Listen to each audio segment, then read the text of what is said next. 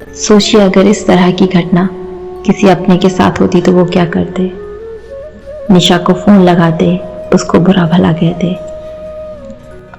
ज्यादा हिम्मत होती तो शायद सौरभ के माता पिता को भी कुछ सुना देते। कुछ दिन तो इसी तरह रोते रोते निकल गए वृंदा के। आखिर किसी से कहे तो क्या कहे समझ नहीं आ रहा। घर पे क्या बोले। सौरभ ने तो बोल ही दिया था कि वो निशा को ही जिंदगी भर चाहता रहेगा। सोचा घर चली जाऊं, पर कोई पूछेगा तो क्या कहूंगी। बस कुछ इसी तरह के ख्याल वृंदा के दिमाग में आ रहे थे। पहला हक तो सौरभ पे उसी का है ना, क्योंकि अब उसकी शादी हो चुकी है। वो सौरभ को खोना नहीं चाहती थी, तो उसके लिए जो कर सकती थी वो उसने सोचा। सबसे पहले तो निशा का नंबर लेकर उसे मिलने के लिए बुलाएगी, फिर उसको खरी खोटी सुनाएगी कि अब वो क्यों उसका पीछा नहीं छोड़ रही। तो अगले दिन जब सौरभ नहाने के लिए गया, उसने मौका देखकर उसका फोन हाथ में लिया और निशा का नंबर ढूंढने लगी। नंबर लेकर वहां से जाने को हुई, सामने ही सौरभ का वॉलेट पड़ा था। वो ठोकर लगकर गिर गया। वॉलेट उठा के रख ही रही थी, उसमें उसको निशा की फोटो दिखी, जिधर शायद उसकी फोटो होना चाहिए थी। उस फोटो को देखने के बाद वृंदा को एहसास हुआ कि सौरभ निशा को कितना प्यार करता है, और वृंदा कुछ भी कर ले वो जगह नहीं ले सकती। क्या प्यार का मतलब सिर्फ पाना है? क्या वो सौरभ को इतना प्यार करती है कि वो उसे उसके सच्चे प्यार से मिला सके? और बस यही ख्याल आया उसके मन में कि रह गया प्यार मेरा अधूरा ही सही, पर मेरे प्यार का प्यार अधूरा न रहे, पर मेरे प्यार का प्यार अधूरा न रहे। वो जानती थी कि वो जो सोच रही है वो मुश्किल है, पर वो ये नहीं चाहती थी कि जिस तरह उसका प्यार अधूरा रह गया उसी तरह सौरभ का भी रह जाए। इसलिए उसने ठान लिया कि अब उसको ये कदम उठाना ही होगा। वृंदा ने अपनी मम्मी को फोन लगाया। मम्मी, कैसी है बेटा? वृंदा, मैं ठीक हूँ माँ, आपसे एक बात शेयर करनी है, बट आप प्रॉमिस करो आप नाराज नहीं होंगे। वृंदा अपनी मम्मी को सब बता देती है और साथ ही वो क्या सोच रही है ये भी। वृंदा की mummy, I am proud of you बेटा, तेरी जगह कोई भी होता तो शायद बदला लेने की सोचता, पर तेरा दिल बहुत बड़ा है। मैं तेरे इस फैसले में तेरे साथ हूं।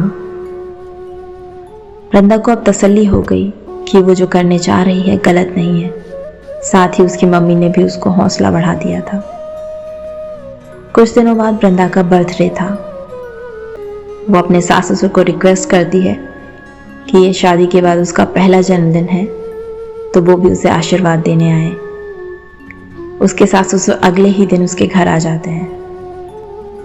वृंदा अपने सास ससुर का बहुत ध्यान रखती है, उनको किसी चीज की कमी नहीं होने देती। उसके सास ससुर ये देखकर बहुत खुश हो जाते हैं। बर्थडे का दिन आ जाता है, सब अच्छे से सेलिब्रेट हो जाता है। वृंदा के ससुर, बेटा हम तुम्हारे लिए कुछ गिफ्ट नहीं लाए, चलो कल तुम्हारे साथ तुम्हारी पसंद का गिफ्ट ले लो। वृंदा, पापा जी जरूर, पर आप मुझे वचन दीजिए कि जो मैं मांगूंगी आप मना नहीं करोगे। ससुर हंसते हुए, ठीक है बेटा, तुमने हमारा बिल्कुल हमारी बच्ची की तरह ध्यान रखा, इतना हक तो बनता ही है तेरा। अगले दिन जब सौरभ ऑफिस के लिए निकल जाता है, वृंदा अपने सास ससुर के पास जाकर बोलती है, मम्मी जी पापा जी मुझे आपसे कुछ बात करनी है। वृंदा की सास, बोलो बेटा। वृंदा, मम्मी जी पापा जी, आप सब लोगों ने मुझे धोखे में रखा। आप लोग अच्छी तरह जानते थे कि सौरभ निशा को प्यार करता है, फिर भी आपने मेरी शादी उससे करवाई। ससुर चौंकते हुए, ये तुम्हें किसने बताया? वृंदा, पापा जी आपको मालूम है आपका बेटा अभी भी उसी से प्यार करता है और कभी मेरा नहीं हो पाएगा। आपकी जिद ने हम तीनों की जिंदगी बर्बाद कर दी।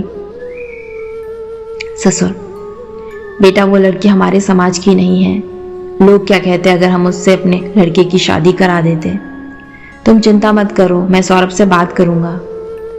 वृंदा, पापा जी आप फिर वही गलती कर रहे हैं। आपको मालूम है सौरभ कभी पूरे मन से मेरा नहीं होगा, और ना ही मैं चाहती हूँ ऐसा।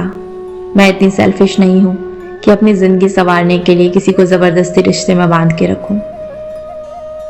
और आप किस समाज की बात कर रहे हैं? आपके बेटा और बहू दोनों खुश नहीं हैं, क्या समाज उन्हें वो खुशी दे सकता है? आपने मुझे प्रॉमिस किया था ना कि आप मेरी एक विश पूरी करोगे। ससुर धीमे स्वर में, हाँ बेटा बोलो।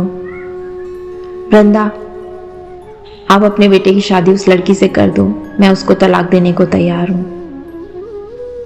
सास और ससुर दोनों ही चौंकते हुए, नहीं बेटा ऐसा मत बोलो। वृंदा आगे जारी रखते हुए, मैं जानती हूं कुछ दिन लोग बातें करेंगे लेकिन फिर सब भूल जाएंगे।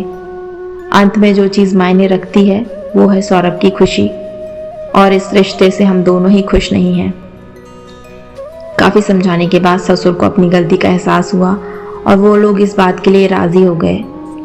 सास ससुर के जाने के अगले दिन वृंदा भी अपने घर चली जाती है और वहीं से अपने वकील से मिलकर वो सौरभ को उसकी आज़ादी भेज देती है और एक चिट्ठी जिसमें लिखा है, जाते जाते अपने हिस्से का प्यार निभा के जा रही हूँ, तेरी आज़ादी तुझे देकर अपनी खुशियाँ मिटाने जा रही हूँ।